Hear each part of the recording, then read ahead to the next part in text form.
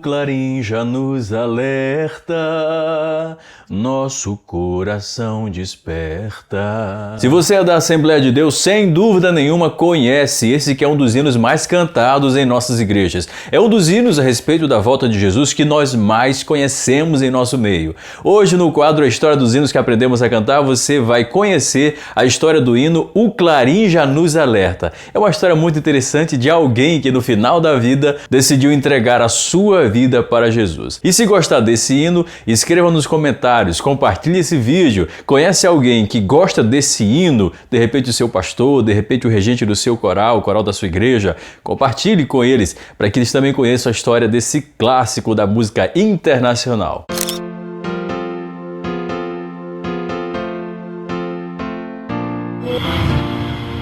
O hino 304 da harpa cristã, O Clarim já nos alerta, nasceu da pena do compositor Daniel de Marbel, um espanhol que desde a sua mocidade mudou-se para os Estados Unidos a fim de conseguir um emprego melhor. Por muitos anos trabalhou como um dos funcionários de um navio que pescava baleia. Depois ele abandonou essa profissão e ingressou na Marinha Americana, chegando inclusive a participar da Grande Guerra Civil Americana, participou da Guerra Americana-Mexicana, mas aos 40 anos, quando ele era major, ele decidiu abandonar a carreira militar e seguir carreira artística. Ele era um artista completo e tinha uma presença de palco espetacular. Ele sabia fazer quase que absolutamente tudo. Compunha, cantava, atuava, trabalhava como palhaço, fazia artes mágicas, enfim, era um artista que ganhou muito sucesso, que fez muito sucesso, principalmente nos Estados Unidos por conta dos seus trabalhos artísticos. Só que tudo mudou quando o seu circo, que quando estava se apresentando no Canadá,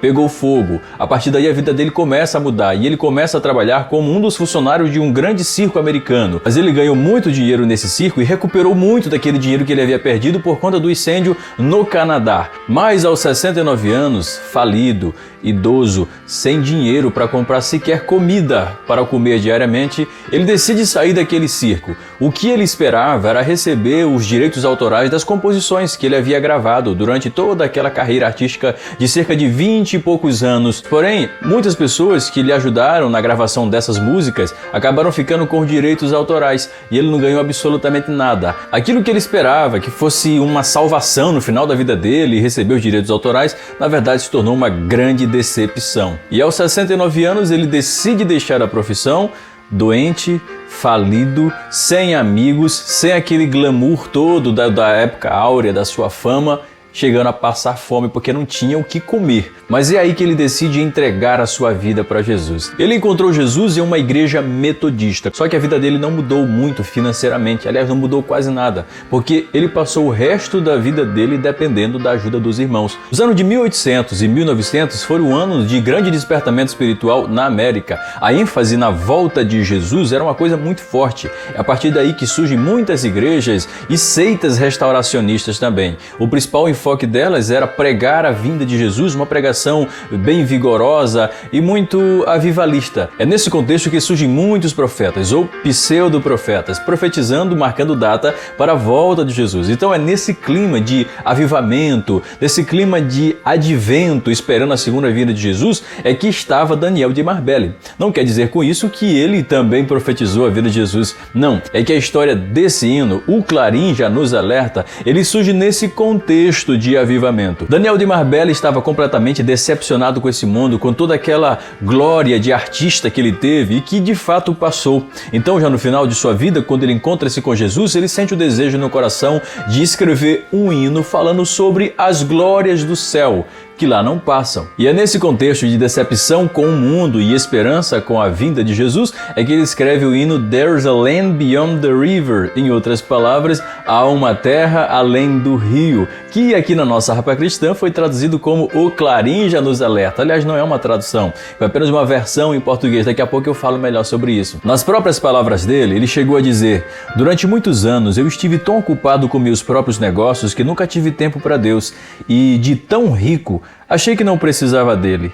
Deus teve que me fazer desacelerar e afastar de mim todo o sucesso de tal maneira que ele pudesse me falar sobre o lar além do rio. E é assim que surge esse clássico de todos os tempos, hino 304 da harpa cristã, O Clarim Já Nos Alerta. Algumas curiosidades nós temos sobre essa canção. Primeiro, é que essa foi a única composição evangélica que ele fez em toda a sua vida. Veja, aos 69 anos ele encontra-se com Jesus e naquele mesmo ano ele compõe aquela canção. Só que nunca mais ele veio a compor composições evangélicas. Uma segunda curiosidade é que das composições seculares, das quais ele fez muito sucesso na sua época, ninguém se lembra nos dias de hoje. Agora, O Clarim Já Nos Alerta, ou There's a Land Beyond the River, é uma canção que até hoje em todo o mundo nós cantamos. Para você ver que o sucesso do mundo passou. Ele não seria mais lembrado pelas canções seculares que ele gravou. Mas agora é lembrado e a sua composição é cantada até os dias de hoje, quase 200 anos depois.